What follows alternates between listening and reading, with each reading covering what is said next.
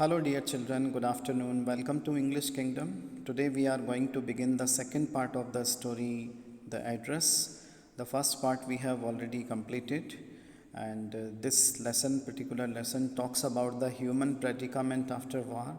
This lesson tells us that after the war, after any war, not only physical things are damaged, but also people are mentally broken. Also, you can see Marga Minko also there, who is in search of her mother's things at that particular address.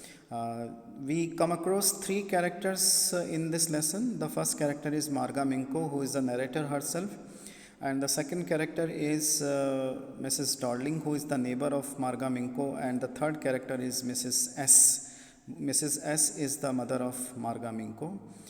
The story starts with the visit of Marga Minko to the address of Mrs. Darling. There she goes there, but Mrs. Darling does not recognize her and does a very indifferent behavior with her. That's why she has to return back. But she is damn sure that she has reached at the right address, because the woman who was standing before her, she was wearing that green knitted cardigan who belonged to her mother.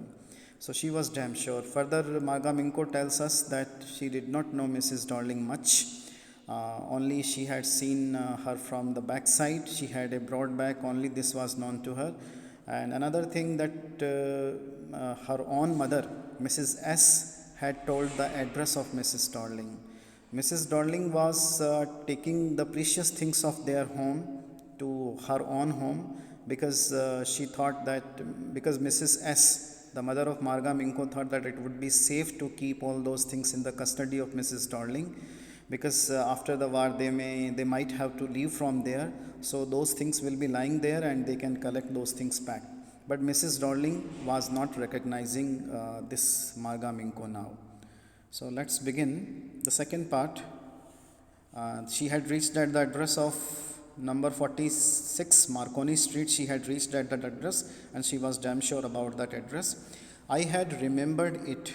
Here the word I refers to Marga Minko and it refers to the address, means she knew the address very well. She remembered the address very well, but I had waited a long time to go there. लेकिन उसने लंबे समय तक वहाँ जाने का इंतज़ार किया था. She did not want to go there. There refers to Mrs. Darling's address. Initially means at the starting, after the liberation, means after the freedom, I was absolutely not interested in all that stored stuff. Stored stuff refers to all those precious things which were given to Mrs. Darling by Mrs. S. And naturally, I was also afraid of it. She was afraid of those things. Why? She was afraid of being confronted with things that had belonged to a connection that no longer existed. उसे डर किस चीज़ का था? उसे डर था उन चीज़ों से सामना करने का, जो चीज़ें जिनका कनेक्शन उसकी मदर के साथ में था और उसकी मदर अब दुनिया में एग्जिस्ट नहीं करती. Which were hidden away in cupboards and boxes. वो कनेक्शन जो कबर्ड्स में और बॉक्सेस में छिपा हुआ था उन चीज़ों के अंदर. And waiting in vain until they were put back in their place again. और वो चीज़ें जो इंतज़ार कर रही थी कि उन्हें उनके वापस जो सही जगह है वहाँ तक पहुँचाया जाएगा. Which had endured all those things because they were things all those years. और वो चीज़ें जो इतने लंबे समय तक बच इसलिए गई थी क्योंकि वो चीज़ें थी. अगर वो ह्यूमन बीइंग्स होते तो ह्यूमन बीइंग्स तब तक नहीं रहते, लेकिन वो क्योंकि चीज़ें थी इसलिए वो इंतज़ार कर रही थी उसका. But gradually everything became more normal again. Gradually means slowly, धीरे धीरे सब कुछ नॉर्मल होता गया. Bread was going to be a lighter colour. Bread was easily available. There was a bed you could sleep in unthreatened. एक बिस्तर आपके पास में है जहाँ पर आप आराम से सो सकते हैं. A room with a view you were more used to glancing at each day. एक ऐसा कमरा आपके पास में है जहाँ से आप आराम से चीज़ों को देख सकते हैं. इट मीन्स टू से she is talking about the relaxed situation after the war. Means when the war ended and the situation was completely relaxed, then one day she noticed I was curious about all the possessions that must still be at that address. So after the things were relaxed, after the situation was relaxed, she suddenly developed a kind of interest to visit or to see those particular things which were lying at that address. I wanted to see them, touch, remember. अचानक से उसके दिमाग में ये इच्छा जागृत हुई कि क्यों ना जो उसकी मदर की जो चीज़ें हैं उन चीज़ों को देखा जाए, टच किया जाए और रिमेंबर किया जाए. ये तब हुआ जब वार के बाद में सिचुएशन नॉर्मल हो गई. वरना पहले तो वो उन चीज़ों की तरफ जाना भी नहीं चाहती थी, because those things had a direct connection with her mother, क्योंकि उन चीज़ों का उसकी मदर के साथ में एक डायरेक्ट कनेक्शन था और उसको मालूम था कि उन चीज़ों से सामना करने का मतलब मदर की मेमोरी वापस आना, यानी माँ की याद वापस आना।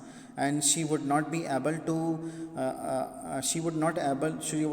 Able to suffer that particular loss, और उस लॉस को वो सहन नहीं कर पाएगी। So after my first visit in vain to Mrs Darling's house, जैसा कि फर्स्ट स्टार्टिंग में बताया गया है, she gave a first visit to Mrs Darling's house, but that was completely unsuccessful because of Mrs. Darling's indifferent behavior, Mrs. Darling's rude behavior. I decided to try a second time, but now second time she was going there, but this time now a girl of about 15 opened the door to me.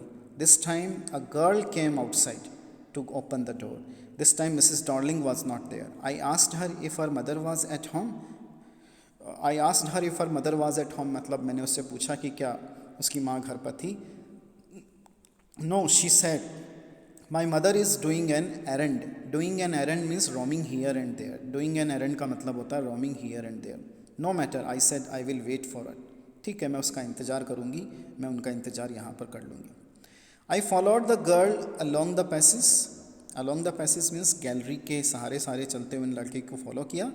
An old fashioned iron Hanukkah candle holder hung next to the mirror. एक पुराने ज़माने का iron candle holder वहाँ पर mirror के पास में लटका हुआ था। Hanukkah is the name of A festival, जैसे हमारे यहाँ this also is a festival of lights, जैसे हमारे यहाँ दिवाली होता है वैसे वहाँ अनोखा होता है। We never used it because it was much more cumbersome than a single candlestick. So this thing, particular thing, candle holder, this belonged to मार्गा मिंको's family. ये जो कैंडल होल्डर था मार्गा मिंको की फैमिली को बिलोंग करता था। तो जैसे ही उसने उस कैंडल होल्डर को देखा, शी इमीजिएटली रिकग्नाइज दैट, उसने उसे उसी समय पहचान लिया। And she said that they never used it. Why did they not use it? It refers to candle holder because it was much more cumbersome. Cumbersome means difficult to handle, क्योंकि ये इसको handle करना बहुत मुश्किल था than a single candlestick. Want you sit down? asked the girl. लड़की ने पूछा, बैठने के लिए कहा। She held open the door of the living room.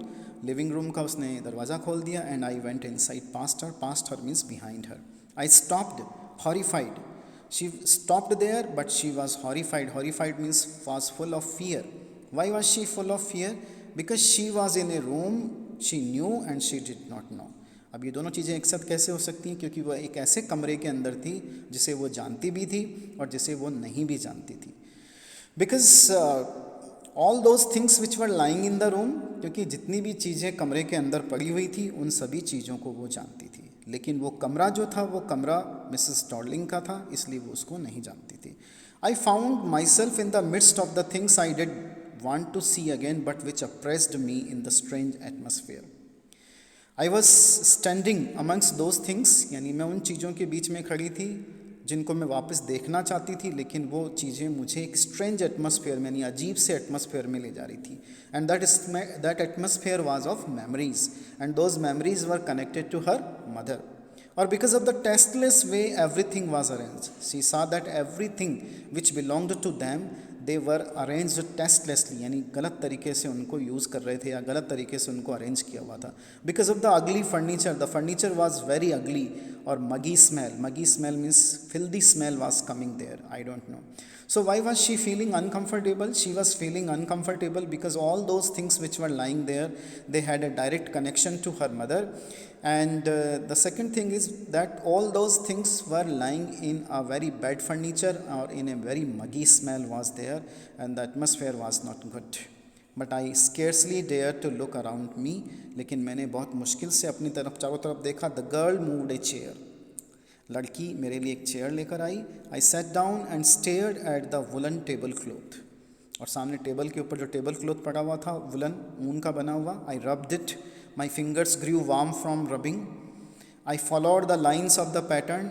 जो उस टेबल क्लॉथ का पैटर्न था उसने उसको फॉलो किया. Somewhere on the edge there should be a burn mark that had never been repaired. And she knew very well because table cloth उनको belong करता था, इसलिए उसको पता था कि कहीं ना कहीं इसके किनारे पर एक बर्निंग मार्क होना चाहिए जिसे कभी भी रिपेयर नहीं किया गया. My mother will be back soon, said the girl. I have already made tea for her. Will you have a cup? Thank you. So the girl here offered a cup of tea to Marga Minko. I looked up. The girl put cups ready on the tea table and she had a broad back. लड़की जो है tea table के ऊपर cups को ready कर रही थी और उसकी भी उसकी मदर की तरह ही ब्रॉड बैक थी, just like her mother. She poured tea from a white pot. वो एक वाइट पोट, सफ़ेद बर्तन से टी को पोर कर रही थी. पोर करने का मतलब उंडेलना. All it had was a golden border on the lip. This thing also belonged to Minco family, क्योंकि वो उसको पहचान गई थी. इसके लिड यानी ढक्कन को कहते हैं, ढक्कन के ऊपर कहीं ना कहीं गोल्ड बॉर्डर होनी चाहिए. I remembered. She opened a box and took some spoons out. उसने एक बॉक्स लिया और बॉक्स में से कुछ स्पून्स बाहर निकाली. That's a nice box. I heard my own voice. ये तो बहुत अच्छा नाइस बॉक्स है. She heard her own voice. Why did she here her own voice? Because she was completely lost in her thoughts. क्योंकि वो अपने विचारों में बिल्कुल खोई हुई थी, इसलिए उसे अपनी आवाज़ खुद सुनाई दे रही थी. It was a strange voice. ये बहुत अजीब सी आवाज़ थी. एज दो each sound was different in this room. उसे लग रहा था इस कमरे में हर आवाज़ अलग अलग आ रही है. ये ऐसा इसलिए था because she was completely lost in her memories. She was being nostalgic and she was remembering all those things which had happened with her. Oh, you know about them? She had turned round and brought me my T. The girl turned round. लड़की पीछे की तरफ पलट कर आई और उसने T उसके लिए लेकर आई. तो क्या आप इन चीज़ों के बारे में जानती हैं? She laughed. My mother says it is antique. मेरी माँ कहती है कि ये बहुत एंटीक यानी पुरानी चीज़ें हैं. We have got lots more. हमारे पास में और भी बहुत सारी चीज़ें हैं. She pointed round the room. See for yourself. तुम चाहो तो खुद देख सकती हो. I had no need to follow her hand because she was very much acquainted to all those things. I knew which things she meant. I just looked at the still life over the tea table. She was staring at the tea table only. She was not interested in all those things because she knew very well. As a child, I had always fancied the apple on the pewter plate. यानी एक बच्चे के रूप में हमेशा मैंने कल्पना की थी कि मैं कभी एप्पल को प्यूटर प्लेट पर रख कर खाऊंगी. Pewter plate is a kind of pewter is a kind of metal. Pewter एक मेटल का नाम है. We use it for everything, she said. Once we even ate of the plates hanging there on the wall. I wanted to so much, but it was not anything special. उसने बताया pewter plate के बारे में कि हम इस चीज़ का सभी जगह इस्तेमाल करते हैं. Once we even ate of the plates hanging there on the wall. एक बार तो हमने दीवार पर जो प्लेट्स लटकी हुई उन पर भी खाना खाया. I wanted to so much. This was my desire, but it was not anything special. लेकिन कुछ स्पेशल नहीं था. I had found the burn mark on the tablecloth. The girl looked questioningly at me. और मुझे वो table cloth के ऊपर burn mark मिल गया. It means to say it was confirmed to her that the table cloth belong to Minco family. Yes, I said, you get so use to touching all these lovely things in the house, you hardly look at them any more. यानी आप जब अपने घर में रहते हैं इन चीज़ों को टच करने के इतने आदी हो चुके होते हैं कि इन चीज़ों को देखना नहीं चाहते. You only notice when something is missing. जब कुछ चीज़ गायब होती है तभी आपको नज़र आती है, या फिर उसको रिपेयर करना होता है, या किसी को आप उसको लैंड करते हैं यानी उधार देते हैं, तभी आप उन चीज़ों की तरफ देखते हैं, क्योंकि आप उन चीज़ों के हैबिचुअल हो जाते हैं. तो this was said in the reference of that particular table cloth. ये उस टेबल क्लॉथ के रेफरेंस में बोला गया है, क्योंकि उस टेबल क्लॉथ को उसने टच करके ही उससे पहचान लिया था बर्निंग मार्क से कि this tablecloth belonged to them. Again I heard the unnatural sound of my voice. दोबारा मुझे मेरी वॉइस की अननेचुरल साउंड सुनाई दी. And I went on. और फिर मैंने बोलना शुरू किया. I remember my mother once asked me if I would help her polish the silver. मुझे याद है कि मेरी माँ ने एक बार मुझसे कहा था कि क्या वो सिल्वर को पॉलिश करने में मेरी हेल्प करेगी. It was a very long time ago and I was probably bored that day, और perhaps I had to stay at home because I was ill as she had never asked me before. उस दिन उसकी माँ ने उसे ऐसा इसलिए कहा था क्योंकि वो घर पर ही थी, बोर महसूस कर रही थी, थोड़ा सा इल थी. I asked her which silver she meant because she did not know which silver she was talking about. तो उसने उनसे पूछा कि किस सिल्वर की बारे में आप बात कर रहे हैं. And I was surprise that it was the spoons, forks and knives of course. और जितनी भी घर में चम्मच थी, फॉक्स थी और नाइव्स थे, ये सभी के सभी सिल्वर से बने हुए थे. And that was the strange thing. I did not know the cutlery we ate off every day was silver. The writer says, Minco says here that she did not know कि वो जो cutlery जिसका use वो daily कर रहे थे वो silver की बनी हुई थी. The girl laughed again. So this was an incident told by Marga Minco to the girl. The girl laughed on that. I bet you don't know. मैं शर्त लगा सकती हूँ कि तुम्हें भी नहीं मालूम कि वो जो तुम कटलेरी यूज़ कर रहे हो वो सिल्वर की बनी हुई है. वट वी ईट विद, जिसके हाथ में हम खाना खाते हैं. वेल डू यू नो, क्या आप जानती हैं. She hesitated. She walked to the side board and wanted to open a drawer. I will look, it's there. उसने संकोच किया, बताया नहीं उसने कि वो जानती है कि नहीं जानती है. यानी मार्गा मिंको यहाँ उस लड़की से पूछ रही है कि क्या आप जिस कटलेरी का यूज़ करते हैं आपको पता है वो सिल्वर की बनी हुई है. इन that way Marga Minco is giving the hint that all those things belong to her, but the girl is not able to understand everything because she does not know the reference of the story. She walk to the side board and wanted to open a drawer. I will look, it's in here. I jumped up. I was forgetting the time. I must catch my train. Immediately she stood up, क्योंकि अब उसे अब उसकी train भी पकड़नी थी. She had her hand on the drawer. Don't you want to wait for my mother? Then the girl asked her, क्या आप मेरी मदर का इंतज़ार नहीं करेंगी? No, I must go. नहीं नहीं, मुझे जाना है. I walked to the door. The girl pulled the drawer open. I can't find my own way. As I walked down the passage, I heard the jingling of spoons and forks. यानी जैसे ही वो passage की तरफ दोबारा गई, gallery से बाहर की तरफ, उसे स्पून्स की और फॉक्स की जिंगलिंग की आवाज़ सुनाई दी. Maybe she wanted to catch the train, और मे बी ऐसा भी हो सकता है कि सारी चीज़ें एक एक करके बाहर आ रही थी. It was very difficult for her to just afford to what to say, to bear that particular memory, those moments which were connected with her mother. At the corner of the road, I looked up at the name plate. Road के corner पर मैंने name plate पर वापस देखा. Marconi street, it said. I had been at number 46, और वो number 46 पर गई थी, which belong to Mrs Darling. The address was correct. Address बिल्कुल सही था. But now I did not want to remember it any more.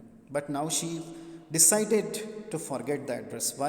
I wouldn't go back there because the objects that are linked in your memory with the familiar life of former times instantly lose their value when severed from them. When severed from them, you see them again in strange surroundings. तो पहला कारण तो ये था कि वो क्यों भूलना चाहती थी उस एड्रेस को, कि ऐसी चीज़ें जो आपकी मदर की मेमोरी से जुड़ी हुई हों, आपके नियर वंस की मेमोरी से जुड़ी हों, वो अपनी वैल्यू तुरंत लूज़ कर देती हैं जब वो किसी स्ट्रेंज सराउंडिंग में हों. And what should I have done with them in A small rented room. और इन सब चीज़ों का मैं एक छोटे से कमरे में क्या करूँगी. Where the shreds of blackout paper still hung along the windows and no more than a handful of cutlery fitted in the narrow table drawer. उसका कहना था कि उसके पास में रूम बहुत छोटा है, इन चीज़ों को ले जाकर अब वो करेगी भी क्या. Those things are not useful to her, क्योंकि एक तो ये अपनी वैल्यू खो चुकी हैं, and the second thing is कि उसके पास जो कमरा है वो कमरा बहुत छोटा है, and she can't keep all these things there. I resolve to forget the address. इसलिए उसने इस एड्रेस को फॉरगेट करने का निश्चय कर लिया. Of all the things I had to forget, that would be the easiest. She found it easiest to forget that address rather than to go there again and again and to take those things back. इसलिए उसने उस address को पूरी तरह से भूल जाने का डिसीजन ले लिया. सो यहाँ से एग्जाम में क्वेश्चन आता है कि why did she want to forget the address. So two things are there, two reasons are already given there. She did not want to go to those things which were connected with her mother's memory, because those were very painful moments. And the second thing is that she was of view that those things which are connected to your memory instantly lose their value when they are kept in strange surroundings. And the third reason was that she was having a very small room and she could not afford to keep all those things in that small room. That's why she wanted to forget the address. So this was all from this lesson. If you have any difficulty in understanding anything, please drop a comment in the comment box. Thank you very much.